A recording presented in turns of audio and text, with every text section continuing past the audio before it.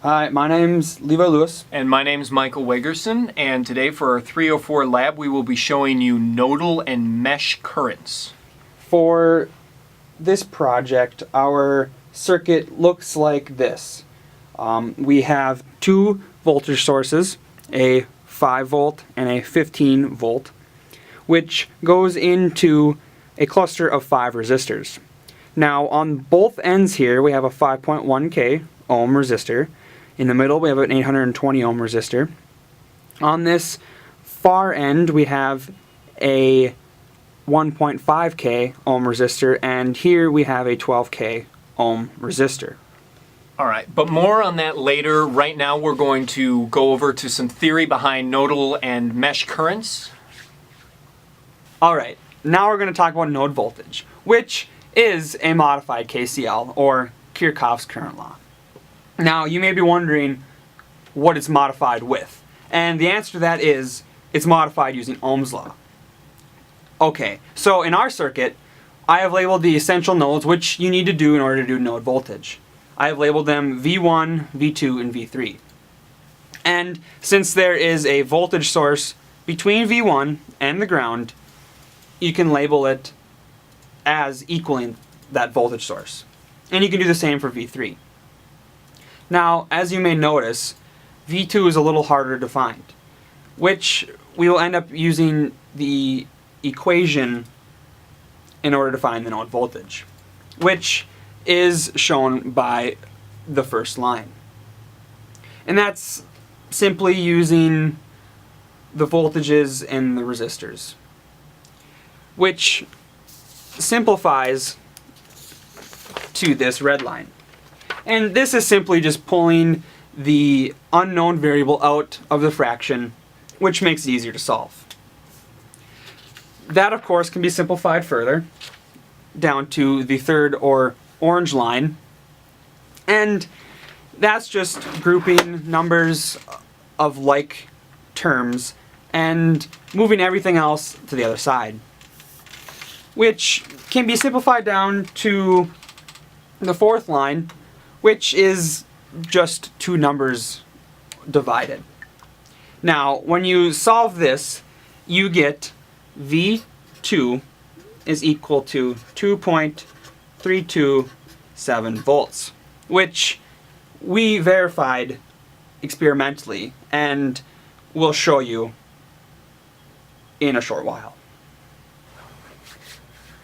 Alright, this time around we're going to be talking about mesh current for our circuit. Mesh current is a derivative of Kirchhoff's voltage law, where we take the voltage around the loops, but instead of using the voltage over the resistors, we change that via Ohm's law and convert it into a current times the resistance.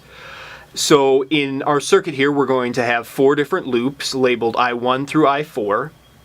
The first loop equation will be this loop right here. It'll have the 5 volt source and the R1 resistor. Because the R1 resistor is between the I1 mesh and the I2 mesh, we have to subtract it, I1 from I2, and then multiply it by the value of the resistor. This simplifies down to the bottom equation, as you can see there. We add zeros for I3 and I4 because they are not currently active in the mesh 1. Moving on to the second mesh, again, we have the initial mesh coming around the loop. We have the R1, the 5.1 kilo ohm resistor, but this time we have I2 minus I1 because we're currently active in I2 and it shares with I1. We also have the 15K I2 resistor, which is isolated solely on the I2 mesh, as well as the 820 ohm resistor shared with mesh 2 and 3, and that simplifies down to the bottom equation. Moving on to mesh 3, a lot of the same process, the initial equation, then the equation simplified. Moving on to mesh 4, We have the 15-volt source, this time positive, as the mesh goes around counterclockwise and you add up the voltages. The 15-volt is positive, but when it is simplified over in the bottom equation, you move it to the other side and it becomes negative. After we have all these four equations, a simple way of solving the simultaneous linear equations is by putting them into a matrix such as this one. You take the coefficients of each equation, you put that in a matrix, invert it, and multiply by the corresponding values that each equation equaled, and then you end up getting the unknown currents.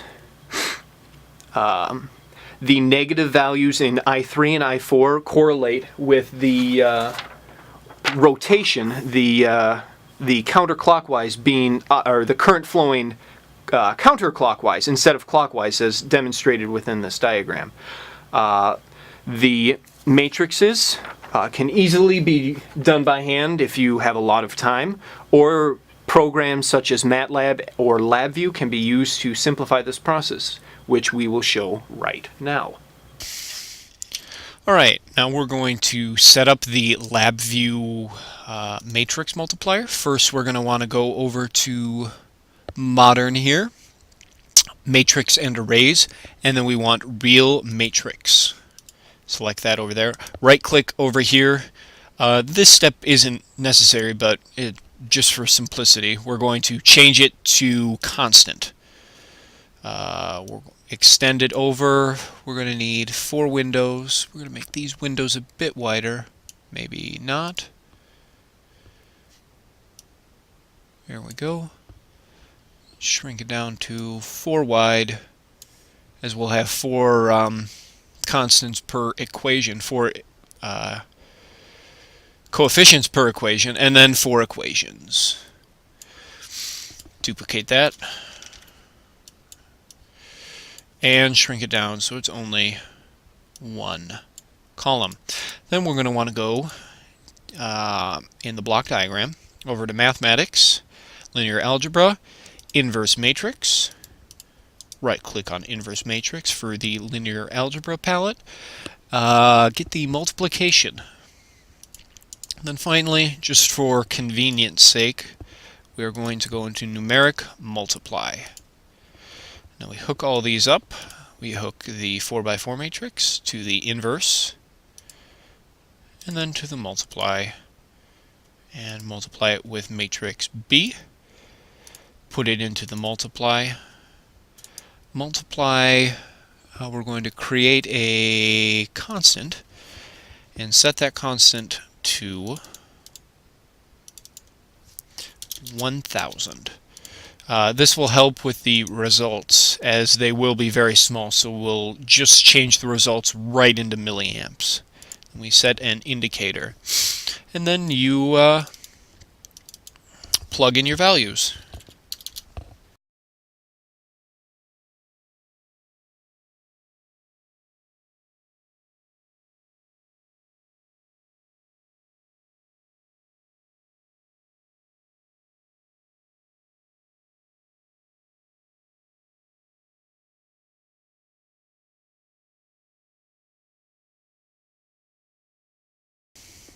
Then we click Run. We're going to have to make this a tiny bit bigger. And there we can see we have our milliamp values.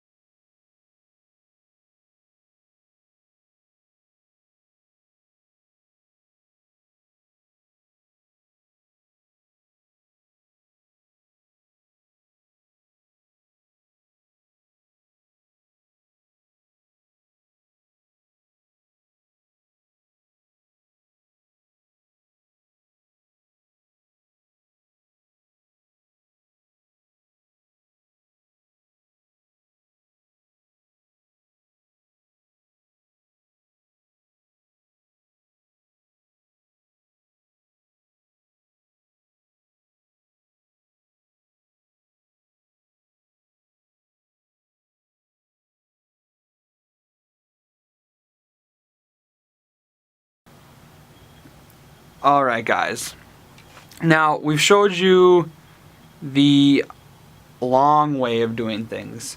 Now we're going to try and show you the shortcut method, and we'll start with voltage or node voltage.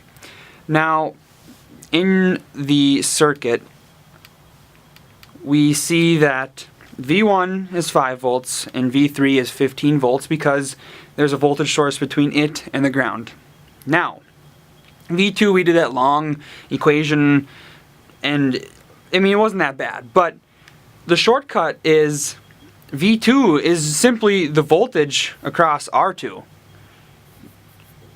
which helps. It makes things a little easier, and when we bring the circuit, we can just measure the voltage across R2, and there we go. We have the node voltage for V2. Alright, people, here we are going to talk about mesh current and the shortcut method. We talked about last time with the 4 different equations and the the matrices and a lot of boring equations. But here's the shortcut method. For each of these loops, you have to find a component isolated solely on that loop. So for loops 2 and 3, we have component R4 and R5. If we take the current between R4 and the node right there, we can actually get the current of this mesh without going through complicated, boring equations. Same goes for R5. If we get the current flowing through R5, or the current flowing through from the 15 before the node, or through the 5 before the node, we can figure out the current for each individual mesh. And as we can see, hit the camera. All right, which mesh? This is the 5 volt mesh. Yes, 5 volt mesh. So if we measure the current from here to here, indeed we do see that the current is the same. So that is the shortcut method for mesh current. Alright, so through this lab, through node voltage and mesh current, we've proven the usefulness of the MIDAC as it relates to circuit analysis and designing circuits. My name is Michael Wegerson. And my name's Levi Lewis. And thanks for watching.